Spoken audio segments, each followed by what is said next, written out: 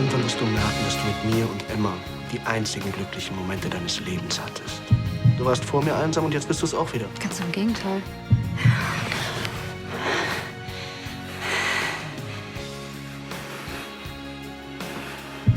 Du bist meine neue Assistentin. Wenn du Mitleid mit mir hast, das brauche ich nicht. Ich brauche den Job nicht. Ich brauche dich, weil du gut bist. Es gibt nach wie vor keinen Grund zu operieren. Haben Sie Schmerzen? Überhaupt nicht. Na, dann habe ich gute Nachrichten für Sie. Drücken Sie ab jetzt mal wieder richtig auf die Tube. Puls 140. Ich könnte Bäume ausreißen. Frank Hemke, 45 Jahre, flacher Puls, akute Hyperrhythmie. Wenn Frank das nicht schafft, wie soll ich denn leben ohne ihn?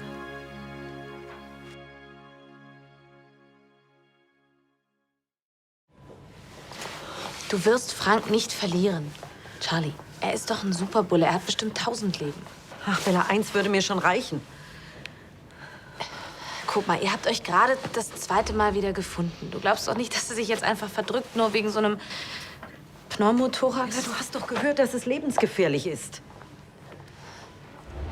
Ich glaube aber auch, dass ihr beide zusammen alt werdet.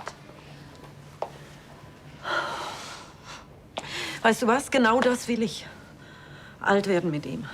Also noch nicht so bald, aber ich möchte einfach mein Leben mit ihm teilen. Das ist mir jetzt klar geworden. Und was, wenn es jetzt zu spät ist? Bella, es ist so gut, dass du da bist. Ich lass dich jetzt auch nicht allein. Ich habe meinen Vater in Tübingen schon angerufen, dass ich erst morgen früh komme, wenn ihr zwei zusammen den ersten Kaffee getrunken habt. Frau Schneider? Ja?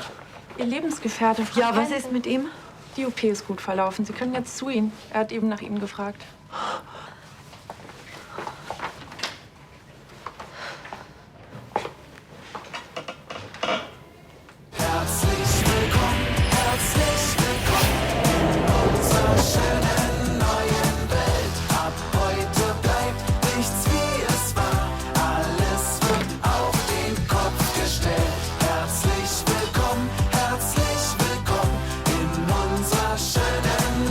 Ist er noch da? Perfekt. Bei mir ist ein Model ausgefallen und jetzt müssen wir alles auf das Ersatzmodel abändern. Hier sind Ihre Maße und das Ganze bis gestern, danke. Ich glaube, das liegt nicht mehr in meinem Aufgabenbereich. Ich habe alle meine laufenden Aufträge abgeschlossen. Ich habe doch morgen den neuen Job. Was? Und wo, wenn ich fragen darf? Bei Juri. Ich bin doch seine neue Assistentin. Seine Juri arbeitet alleine. Naja, bis gestern. Also ich glaube, das muss meine Nachfolgerin erledigen. Nachfolgerin. Es gibt keine Nachfolgerin.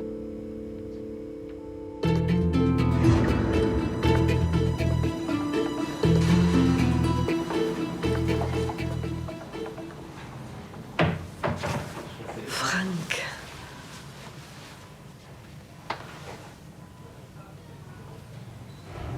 Ich hatte richtig Angst, dich zu verlieren.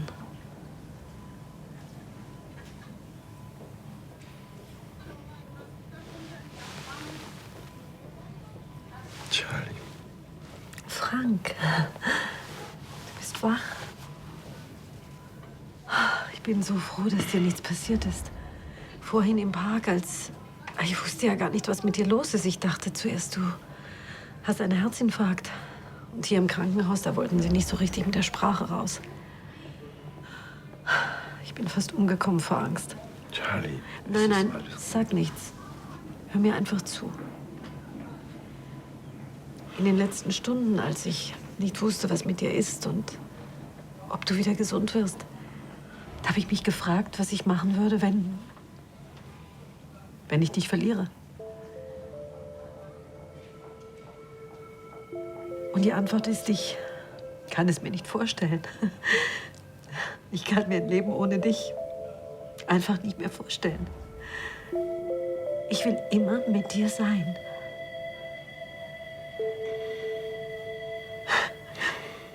Heirate mich.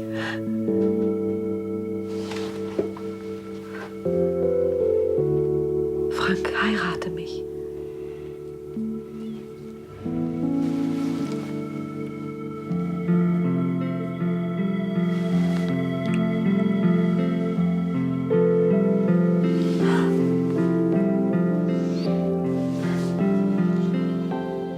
Wie hast du dir das vorgestellt, hm? 2 Wochen vor der Show. Wer soll deinen Job machen? Naja, ich dachte, dass Juri das alles regelt. Nein, hat er aber nicht. Und selbst wenn, Juri hat ja überhaupt nichts zu regeln. Du hast einen Vertrag unterschrieben. Und zwar als Näherin. Aber ich gehe doch überhaupt nicht zur Konkurrenz. Also ich bleibe bei LCL. Ich dachte, man kann den Vertrag irgendwie umschreiben. Warum?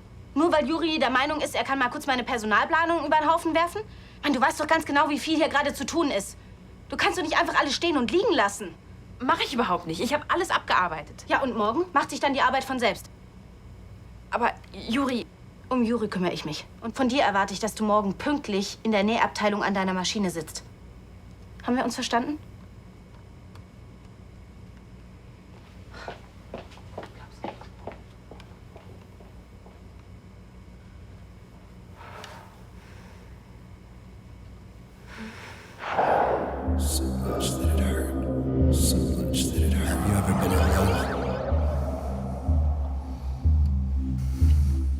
So much that it hurt.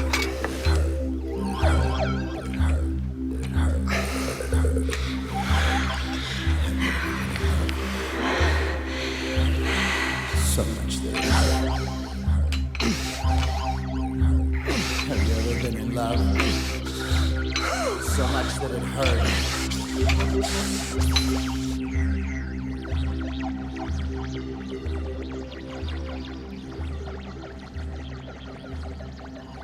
Have you ever been in love? So much that it hurt. Oh.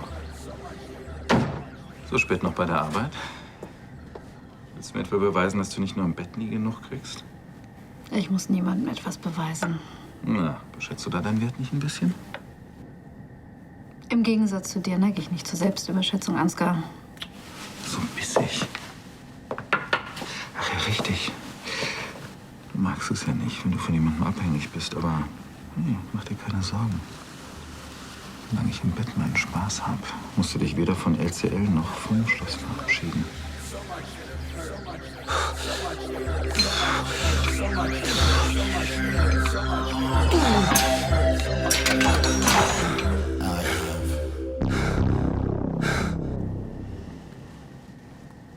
Kannst du dich von meiner offensichtlichen Anziehungskraft lösen?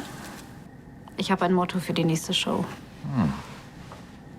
Und ich habe Feierabend. Ansgar, glaubst du, dass ich springe, nur weil du mit der Kündigung wedelst? Wir wissen beide, dass LCL unter deiner alleinigen Führung zu einem drittklassigen Billiglabel verkommt. Also, bist du nüchtern genug, um dir meine Idee anzuhören?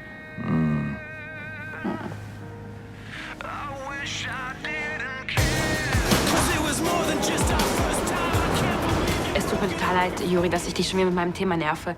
Aber ich dachte, dass ich deine Assistentin bin. Und ich dachte, dass es dir auch damit wirklich ernst ist. Das Problem ist nur, es wäre auch super, wenn du das nicht nur mir sagen würdest, sondern auch den anderen bei LCL. Also Rebecca und... Mann, kannst du mal aufhören, mich so anzustarren? Oh, ich muss mich konzentrieren. Das ist gar nicht so einfach, wenn du da bist. Ja? Hey, Hey, ich war gerade auf dem Weg nach Hause, hab noch Licht brennen sehen und dann dachte ich, ja, dann mit neuen Möbeln, das sieht schön aus. Habt ihr Streit? Ich weiß nicht. Du hast gerade unser Gespräch unterbrochen. Okay. Ich bin Juri. Was? Mein Anblick bringt dich nicht so aus der Fassung. Also, schieß los. Hey, Martha. Na? Hi, Juri.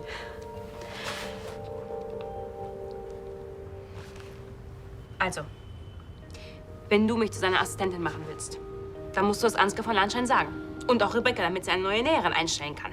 Und vor allem Dingen muss... Wissen doch gar nichts davon? Ja, weil du es ihm nicht gesagt hast. Also ich meine jetzt du als Juri.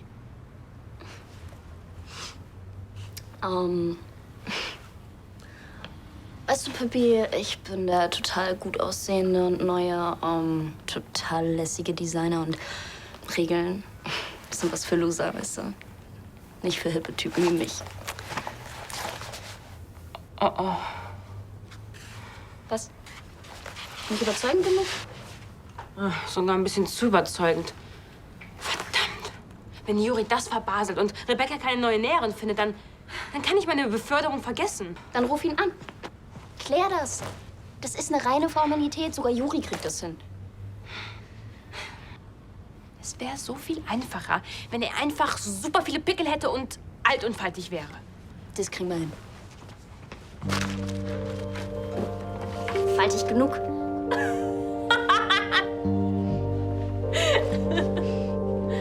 Spinnst.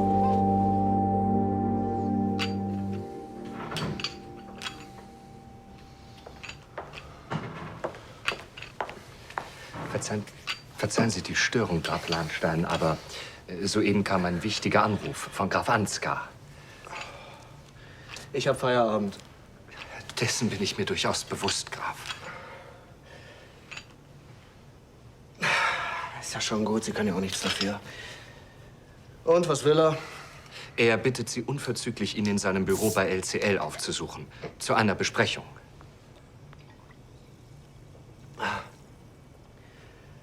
Unverzüglich. Da hatte man ihn mal eine Sekunde vergessen. Hast du eine Ahnung, wie spät es ist? Ich wusste nichts von dem Treffen. Schön. Wenn ihr euch jetzt genug bemitleidet habt, darf ich euch daran erinnern, dass wir hier eine Firma leiten? Ich hätte ja eine Videokonferenz vorgeschlagen, aber irgendwie hatte ich den Verdacht, dass Sebastian daran die Lust verloren hat. Kürzen wir es ab, ja? Also pass auf, es gibt ein Motto für die nächste Show. Und da wir nur noch 2 Wochen Zeit haben, möchte ich gern, dass wir uns die Namensrechte an dem Titel sichern. Das Motto heißt... Moment! So präsentierst du hier das Motto? Den Namen, der das Interesse der ganzen Welt an LCL wachrütteln soll? Ansgar, wir sind hier unter uns. Lass das Theater. Was denn für ein Theater? Ich glaube ganz einfach, dass dieser Name Sebastian besonders gut gefallen dürfte. Okay, ich unterbreche euch mal kurz. Ihr bestellt mich mitten in der Nacht hierher wegen eines einfachen Namens? Habt ihr noch eine Tasse im Schrank? Jetzt stell dich nicht so an. Immerhin haben wir diesmal unsere Klamotten an. Und jetzt halt dein Höschen fest. Das Motto lautet Battlefield Love. Schlachtfeld Liebe. Irgendwie dachte ich, das trifft den Nerv der Zeit. Ziemlich abgelutscht. Mein Gott, also wenn er als Ehemann genauso begeisterungsfähig war wie jetzt, dann wundert mich nichts mehr. Okay, ihr seid dann durch. Ich bin dann mal weg. Stopp. Ich möchte gern, dass du uns einfach die Namensrechte sicherst. Dann können wir alle nach Hause gehen. Nein, das kann ich nicht. Und warum nicht? Ich wiederhole nochmal. Abgelutscht. Reicht das? Es hat dich niemand nach deiner Meinung gefragt. Du bist hier nur der rechtliche Beistand dieser Firma. Falsch. Ich bin stellvertretender Geschäftsführer von Lahnstein Enterprises. Wer bist du? Als Sie damals angeschossen worden sind, hat die Kugel das Lungengewebe gestreift. Dadurch sind Narben und Verklebungen entstanden. Ja, vermutlich haben Sie sich beim Sport heute überanstrengt. Dadurch ist das Narbengewebe aufgebrochen und hat so den Spannungspneumothorax verursacht. Sagen Sie, die Kugel muss die jetzt raus oder darf die ihren Platz neben meinem Herzen behalten? Die Kugel hatte nichts mit dem Unfall zu tun. Ich plädiere weiterhin dafür, sie nicht operativ zu entfernen. Ja, sobald Sie sich erholt haben, können Sie auch wieder im Sport beginnen. Und wie lange muss ich noch hier bleiben? Bei guter Führung können wir Sie morgen früh wieder entlassen. Leider konnte ich bei der Untersuchung heute Nachmittag nicht absehen, dass so etwas passieren würde. Es tut mir leid, Herr Henke. Mir nicht. Hat mir immerhin einen Heiratsantrag eingebracht. Gratuliere. Ja, dann können Sie Ihren Verlobten ja morgen früh wieder mitnehmen. Ich bleibe hier. Nach allem, was ich heute durchgemacht habe, werde ich diesem Mann nicht mehr von der Seite weichen. Danke, Dr. Voss. Aber denken Sie dran, der Patient braucht noch Ruhe.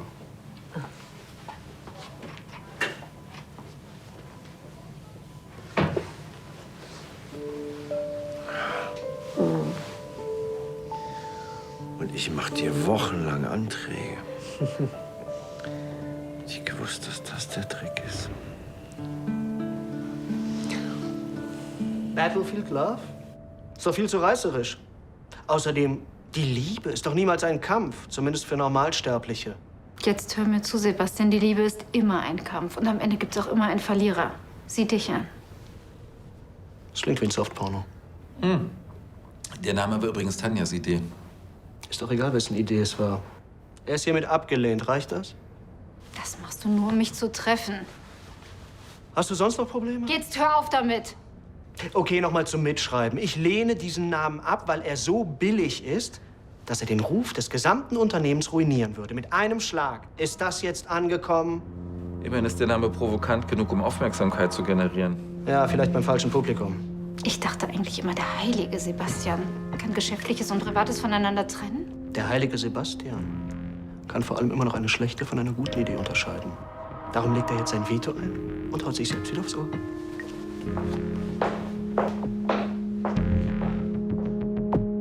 Ruf ihn an.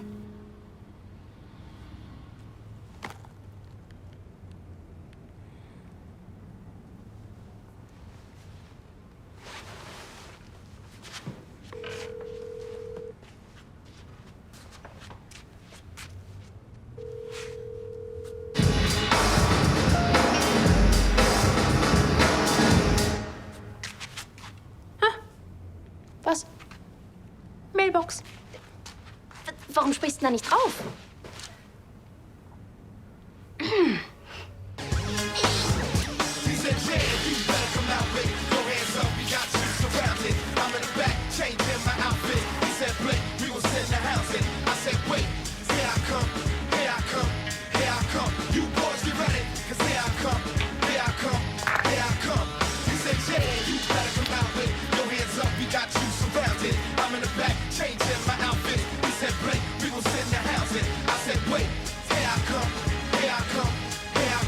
Also kontraproduktiv würde ich das Meeting jetzt nicht nennen. Es geht hier um mein Geschäft, das du mit deinen Spielchen gefährdest. Spielchen? Aber du weißt doch, wie sehr ich Spielchen mag. Endlich! Ihr müsst euren Stardesigner an die Leine nehmen. Müssen wir das? Ja, der schnappt sich einfach meine beste Näherin und macht sie zu seiner Assistentin. Das geht Moment, nicht. langsam. Ganz langsam. Worum geht's hier eigentlich? Um Juri. Mag ja sein, dass du ihm freie Hand lässt. Aber meine Personalplanung gehört da hoffentlich nicht dazu. Das fällt wohl in deinen Bereich. Und? Was ist jetzt? Ach, jetzt komm schon, Rebecca. Mich interessiert einzig und allein der finanzielle Output dieser Firma. Diesen Kleinkrieg könnt ihr unter euch ausmachen, ja? Output. Der Typ hat bis jetzt noch gar nichts auf die Reihe gekriegt. Wie? Ja, das soll heißen, dass er alle Abteilungen aufhält. Dass er die Planung für die Show lahmlegt, weil er noch keine einzige Skizze für seine Kollektion fertig hat. Was? Noch nicht mal eine Skizze? Das wüsstest du, wenn du ihm nicht blind vertrauen würdest. Jetzt mal langsam. Die Show ist in 2 Wochen.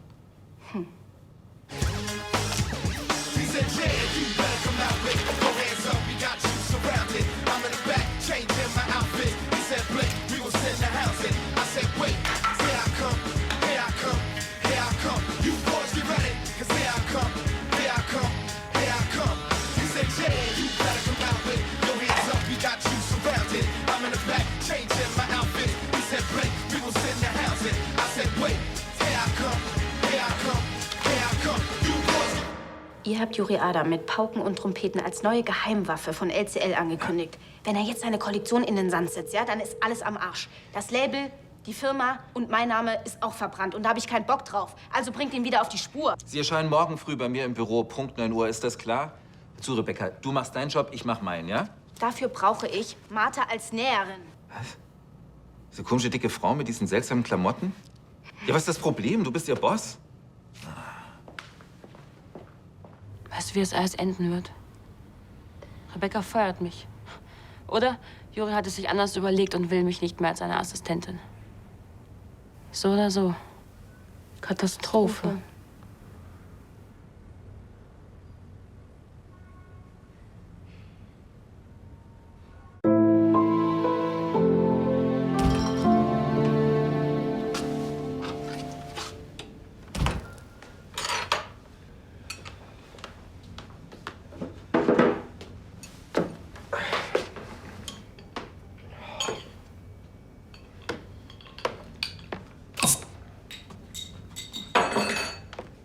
Tanja oder Ansgar? Beide. Lass mich raten. Ansgar hat dir mal wieder den Wetterbericht von Mallorca hingelegt. Nein, Ein Prospekt über Busreisen für Senioren in die Sonne. Wenn man die beiden doch einfach nur ignorieren könnte. Tja, aber dafür machen sie zu viel Lärm.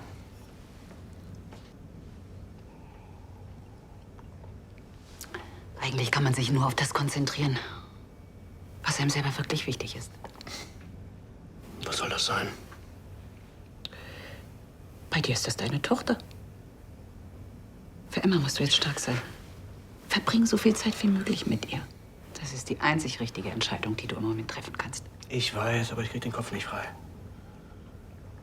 Glaubst du immer noch, dass es wieder gut wird zwischen Tanja und dir?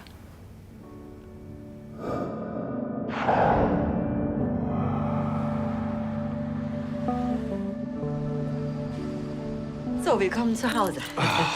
Hoffentlich haben Sie dich nicht zu früh entlassen. Du, ich soll keinen Dauerlauf machen und kein halbes Schwein verdrücken. Ansonsten geht's mir gut. Du hast dir das gehört? Ich habe vor allen Dingen dich gehört. Und du hattest es furchtbar eilig, aus dem Krankenhaus rauszukommen. Tja, ich bin seit gestern verlobt. Ich habe Besseres zu tun, als im Krankenhaus abzuhängen. Außerdem, du hast Bella und Tristan ja auch abgefimmelt, oder? Nur weil ich dachte, es wird dir zu viel. Soll heißen, es gibt nur dich und mich? Mhm. I start to cry, you kiss my eyes and say I'm not allowed. Glückwunsch. Überraschung! Oh, sorry, Frank, ich wollte dich erschrecken wegen deinem Herzen. Andi, lieb, dass du dich um mich sorgst, aber ich hab's gerade eigentlich mehr an der Lunge. Ja, ihr habt wohl gedacht, ihr kommt hier ohne eine ordentliche Verlobungsfeier weg, ne? Jessica hat's vermasselt. Oh, Jessica. Ja, warte. Entschuldigung, der Kleine brauchte einen Schnuller. Ach, und wenn er keinen Schnuller gebraucht hätte, wann hättet ihr euch dann bemerkbar gemacht? Hätten wir den sehen sollen. Der Kommissar hat doch eh keine Puste, um über dich herzufallen. Hey. Was? Das hat er auch gesagt. Das hab ich überhaupt... Oliver. Komm mal zu euch erstmal. Alles Gute zur Verlobung, genau. Und viel Glück. Was? Warum braucht ihr den Glück? Na, weil er eine der interessantesten Frauen Düsseldorfs heiratet und harte Konkurrenz hat. Genug geredet. Jetzt gemeinsam die Kerze auspusten. Schon dich.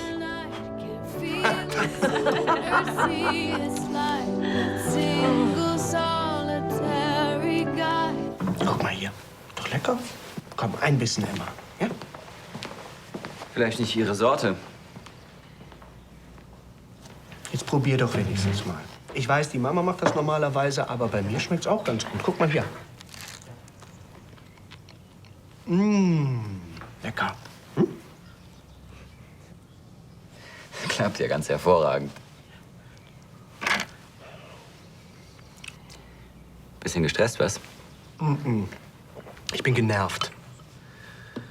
Ansgar zitiert mich mitten in der Nacht in die Firma aus irgendwelchen nichtigen Gründen, was natürlich reine Schikane ist. Und wer steht direkt hinter ihm? Tanja. Mittlerweile geht sie eindeutig zu weit. Zeit, dass ich ihr eine Ansage mache. Na komm. Guten Morgen, mein Schatz. Ich hatte noch was zu tun.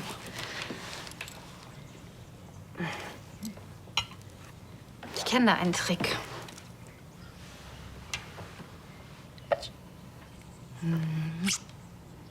Ein Kuss für die Mama und dann noch viel leckeres Brötchen für die Emma. Krieg ich auch einen Kuss? Nein. Was? Nein. Die Nanny ist übrigens krank. Wir müssen uns heute aufteilen. Ich könnte sie vormittags nehmen. Okay. Gut, dann hole ich sie mittags ab.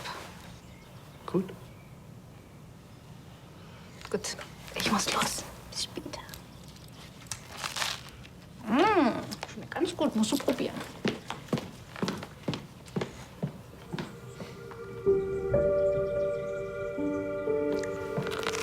Wahnsinnsansage, war das beeindruckend. Sie hat richtig gezittert.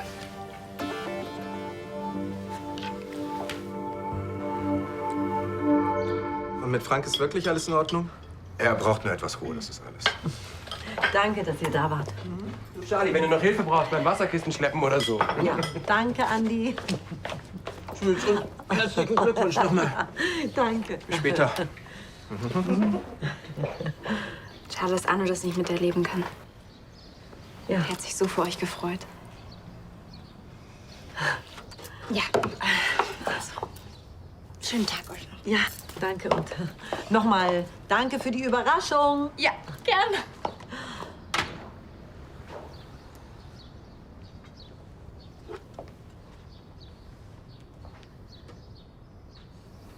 Was machst du? Jessica hat gerade was gesagt und ich musste an Arno denken. Er war mein bester Freund.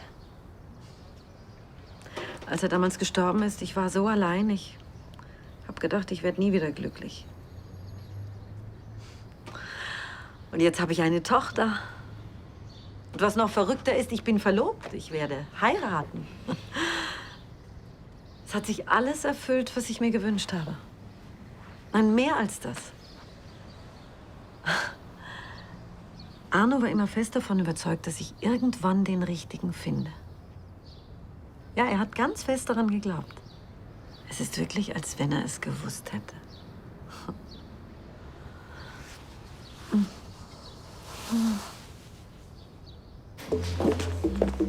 Hey, wie läuft's? Gut. Das hier ist das letzte Kleid, das du mir gestern Abend noch gebracht hast. Super. Kannst du gleich mit ihm weitermachen. Du, Juri war gestern den ganzen Tag auch nicht da, also rechne nicht mit ihm. Komm schon, Martha. Keiner kriegt das so gut hin wie du. Wir brauchen dich jetzt wirklich. Übrigens, ich habe gestern noch mit Ansgar gesprochen. Entschuldige, aber solange du keinen anderen Vertrag hast, bleibst du offiziell meine Näherin. Wer ist der? Martha? Morgen, Ladies.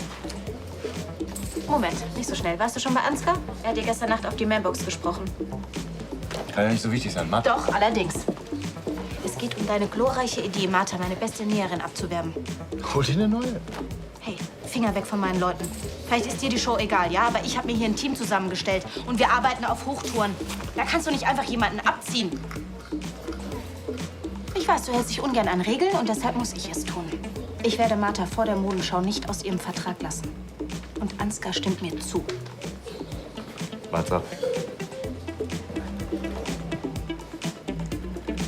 Martha, mach dir keine Hoffnung. Tja, blöd gelaufen. Vielleicht klappt es ja beim nächsten Mal.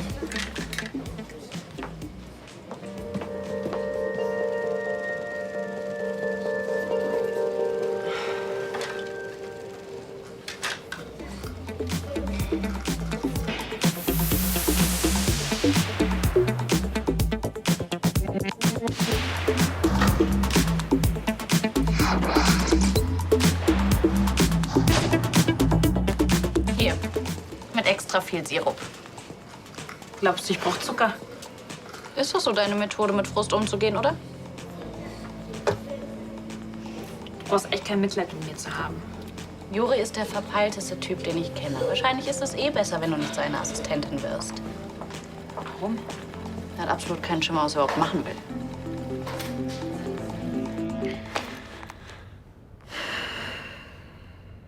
Natürlich weiß ich, wie meine Kollektion aussehen wird. Fantastisch. Schön wäre es, wenn es jetzt noch jemand mitkriegen würde. In 2 Wochen steigt die Show. Die Presse ist informiert, Journalisten sind akkreditiert. Ich habe jede Menge Investitionen getätigt. Sie zu holen, Adam, war ein ziemliches Risiko. Und ich habe mich für Sie verdammt weit aus dem Fenster gelehnt. Ich habe meine gesamte Kollektion. Sie ist fertig. Hier. Ja, aber da nützt sie mir nichts. Wenn Ihre Fummel bis zur Show fertig sein sollen, müssten Sie längst in Produktion gegangen sein. Wir hatten eine Abmachung. Sie lassen mich arbeiten, so wie ich arbeite. Und kümmern sich selber um Ihre Zahlen.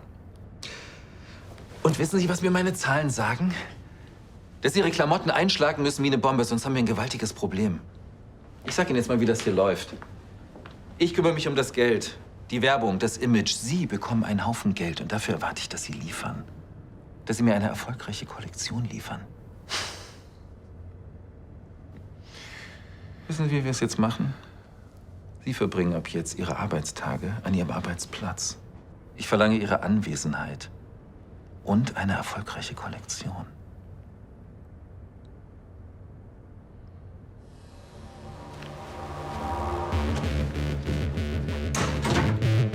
Sie können jetzt hier nicht einfach abhauen. Was habe ich dir gesagt? Nicht mit mir. Warte. Ich muss wissen, ob ich jetzt eine Assistentin bin oder nicht.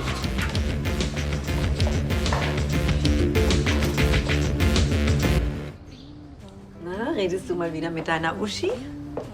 Ich sage ihr, dass wir eine kleine Pause einlegen müssen. Einsätze fallen in nächster Zeit erstmal flach. Na, hoffentlich versteht sie das.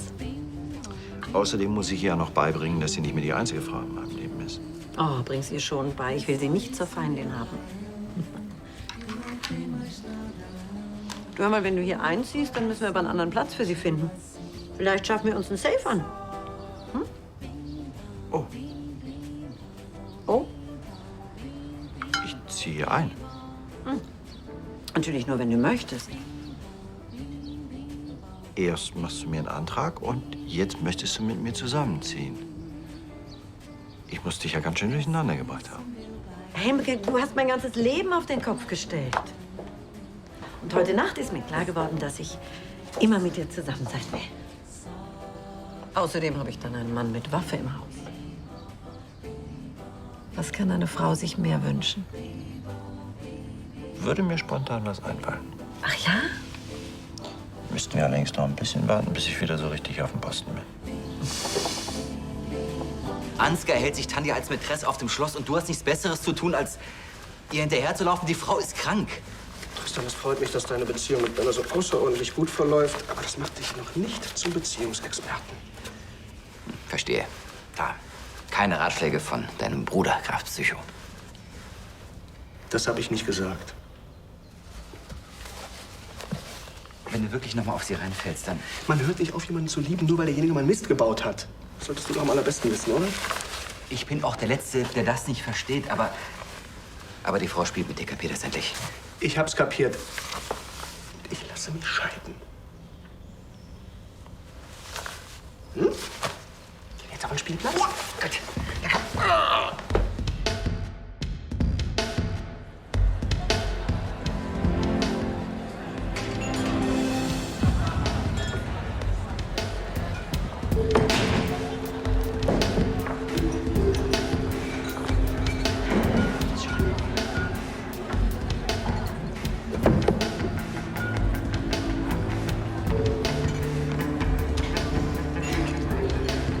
Was machst du hier? Ich bin die ganze Zeit hinter dir hergelaufen. Du hast mich echt nicht gehört, oder? Und? Was hat Ansgar von Landstein gesagt? Du solltest Sport machen. Ich bezweifle, dass er das gesagt hat. Zeitabläufe, Terminpläne. Bla bla bla. Hat er recht. Ah, danke.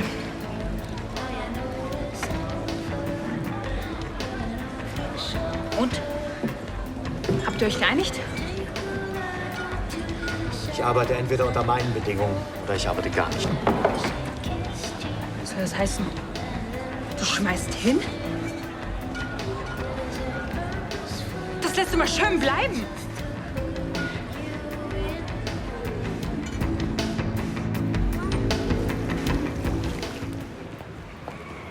Ganz toll. Ich habe dich eben noch gefragt, aber gut.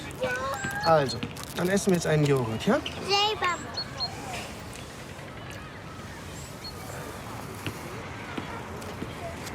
Emma, war das nötig? Nein.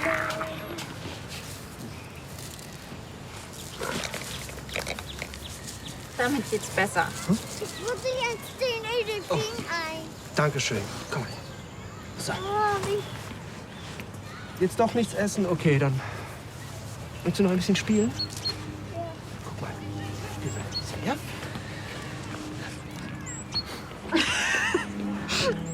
Was? Sie haben dann noch. Ich muss ja einen ziemlich erbärmlichen Eindruck auf Sie machen, wenn Sie mir jetzt schon freiwillig das Gesicht putzen. Sie sehen so aus, als wäre Joghurt im Gesicht bei Ihrem Job nicht angemessen. Banker? Anwalt. Sie haben diese trockene, humorlose Ausstrahlung. Danke. Das war ein Scherz. Ich heiße Antje. Und ja, ich bin öfter hier. Darf ich Sie vielleicht auf einen Kindertee einladen? Joghurt ist gerade aus. Dessert. Du willst bei der Show erfolgreich sein und deine Entwürfe zeigen und das vor der ganzen Welt. Aber dazu brauchst du Presse, Werbung, Kontakte. Und das kannst du nicht einfach in deiner alten Hinterhofklitsche schaffen, sondern dazu brauchst du eine Firma wie LCL. Dazu musst du dich bitte endlich an ein paar Regeln halten und nicht überall Chaos verbreiten. Vorhin zum Beispiel. Rebecca wollte, dass ich ihr etwas nähe, weil sie noch nicht wusste, dass du mich zu einer Assistentin gemacht hast. Wenn ich aber deine Assistentin bin und ich weiß immer noch nicht, ob ich es wirklich bin, dann fehlt eine Näherin. Und der ganze Prozess gerät ins Stocken. Das ist der Grund, warum du überall Chaos verbreitest, weil du mit niemandem kommunizierst. Ich will doch nicht von einer Näherin sagen, was ich lasse. Ich werde deine Assistentin. Ich habe jede Deadline, jeden Produktionsablauf hier in meinem Kopf. Ich weiß, wer wann wo was braucht, damit deine Entwürfe in 2 Wochen in den Laufsteg gehen. Aber dazu musst du mich endlich offiziell zu deiner Assistentin machen.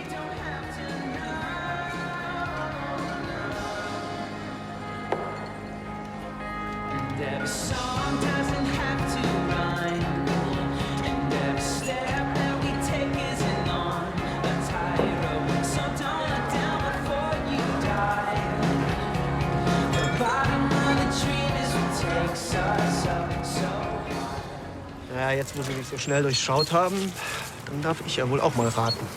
Da bin ich gespannt. Lehrerin. Niemals. Ein Kind reicht mir.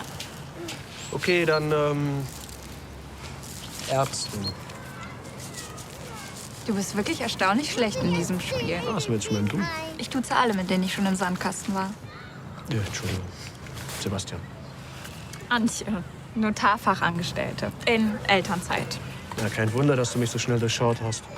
Mein Mann, Ex-Mann, ist auch Anwalt. Kennst du einen, kennst du alle.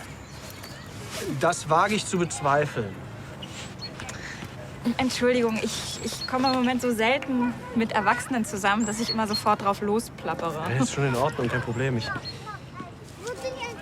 lass mich auch gerade scheiden. Das heißt, ich hab's vor, aber wenn ich die Kleine so sehe. Ich habe monatelang um meine Ehe gekämpft. Aber Fakt ist, dass es unserer Kleinen besser geht, seit wir uns nicht mehr jeden Tag streiten und klare Verhältnisse herrschen. Und mir auch.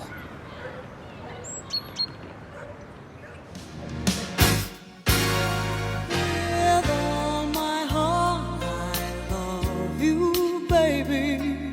Stay with me, and you will see my arms will hold you, baby. Never leave, 'cause I believe.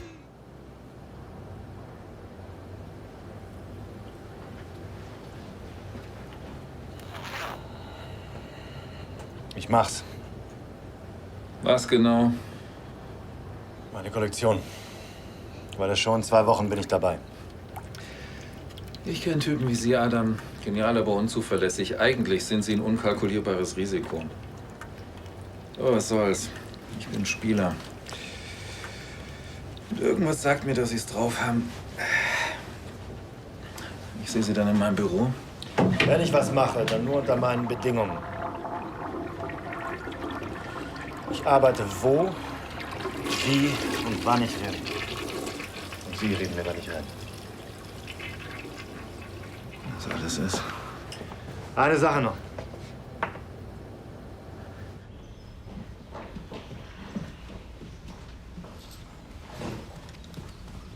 Pünktlich auf die Minute. Ja, ich freue mich auf den Nachmittag mit Emma. Kann ich verstehen. Schläft sie? Wie ein Stein. Wir waren auf dem Spielplatz. Emma hat jetzt eine neue Freundin. Offensichtlich nicht nur sie. frustrierte Mutis auf dem Spielplatz aufreißen. Ist das jetzt dein Niveau?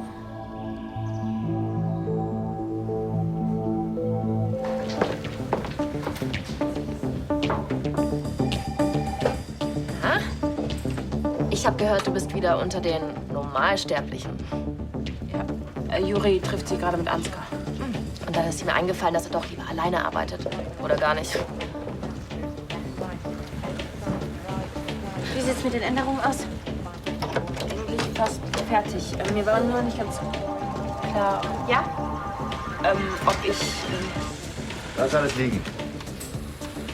Du hast einen neuen Job. Moment mal.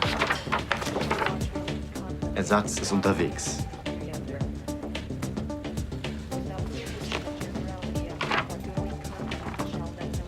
Diesen Arbeitsvertrag, ich glaub's nicht. Martha gehört ab jetzt zu mir.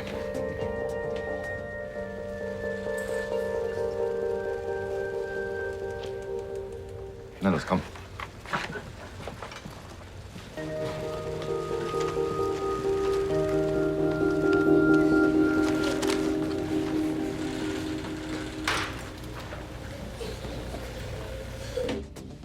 Es geht dich nichts mehr an.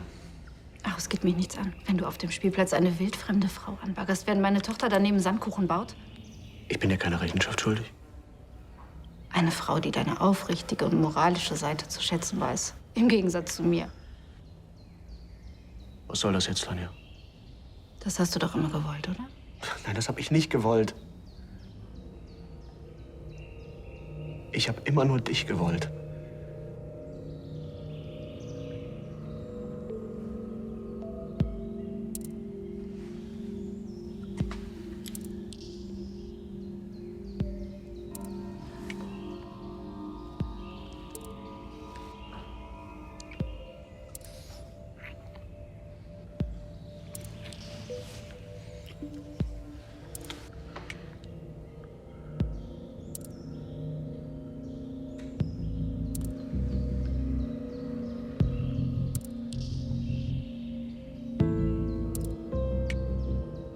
Du weißt, was das bedeutet.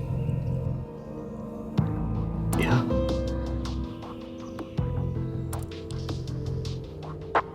Das bedeutet, dass ich dich jederzeit zurückhaben kann. Das Problem ist nur, ich will nicht zurück in dein Leben. Und in meinem will ich dich auch nicht.